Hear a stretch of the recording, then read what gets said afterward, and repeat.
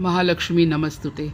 आपल्याला जागा स्वच्छ करून घ्यायची आहे आणि त्याच्यावरती आपल्याला एक स्वास्तिक बनवायचा आहे छोटासा. अशा प्रकारे त्या स्वास्तिकवरती आपल्याला एक पाट ठेवायचा आहे.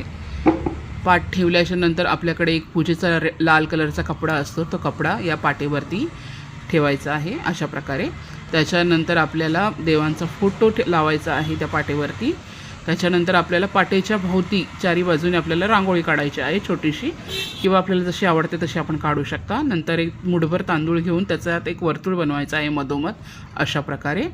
ते वर्तुळ बनवल्याच्या नंतर आपल्याला ह्या फोटोमध्ये तुळशीपत्र आणि फुलं आणि दुर्वाट लावायचे आहेत. ते लावून झाल्यानंतर आपल्याला एक कलश घ्यायचा आहे पाण्याने भरलेला. त्या कलशाच्या पाचही बाजूला आपल्याला हळदी कुंकाची बोटं लावायची आहेत.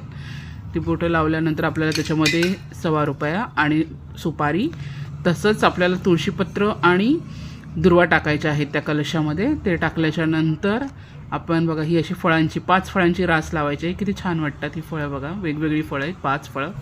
त्याच्यानंतर आपण जो कलश घेतला आहे त्याच्यामध्ये श्रीफळ ठेवायला घ्यायचं आहे आपल्याला. त्याला अशी प्रकारे हळद कुंकू लावायचं आहे.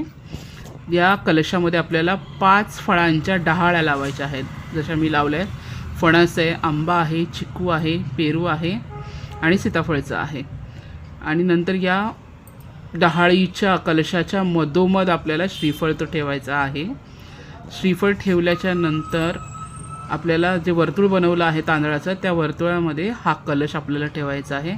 कलश अगदी व्यवस्थित आणि हळू ठेवा, पाणी पडता कामा नये, अशा प्रकारे ठेवायचं आहे. त्याच्यानंतर आपल्याला अशा प्रकारे सजवायचं आहे की जेणेकरून आपल्याला देवीची प्रतिमा त्याच्यात दिसेल. किती छान दिसते बघा. त्याच्यानंतर आपल्याला हे जे श्रीयंत्र आहे देवीचं महालक्ष्मीचं ते ठेवायचं आहे. त्याच्यानंतर आपल्याला त्याच्यावरती फुलं वगैरे लावायची आहेत. फुलं लावल्याच्या नंतर बघा किती छान दिसतंय. मग एक विड्याचं पान घ्यायचं आहे, एक सुपारी घ्यायची आहे.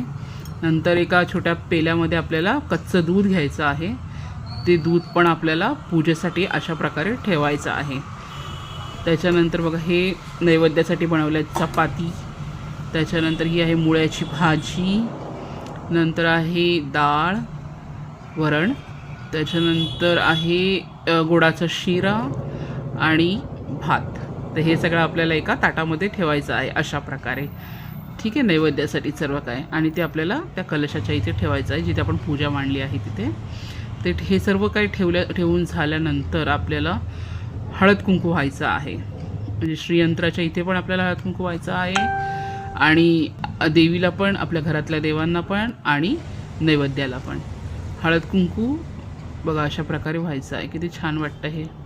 त्याच्यानंतर एक आसन टाकायचं आहे आणि त्या आसनावर आपल्याला बसायचं आहे पूजेसाठी.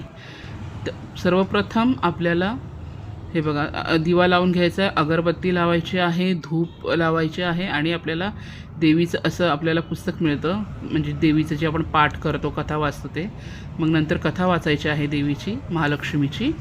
कथा वाचल्यानंतर आपल्याला आरती करायची आहे. त्याच्यामध्ये अष्टका पण आहेत महालक्ष्मीच्या, त्या पण वाचायच्या आहेत. अशा प्रकारे छान कापूर लावून आपल्याला अगरबत्ती करायची आहे. त्याच्यानंतर आपल्याला साष्टांग दंडवत घालायचा आहे आणि महालक्ष्मीचा आशीर्वाद घ्यायचा आहे. जय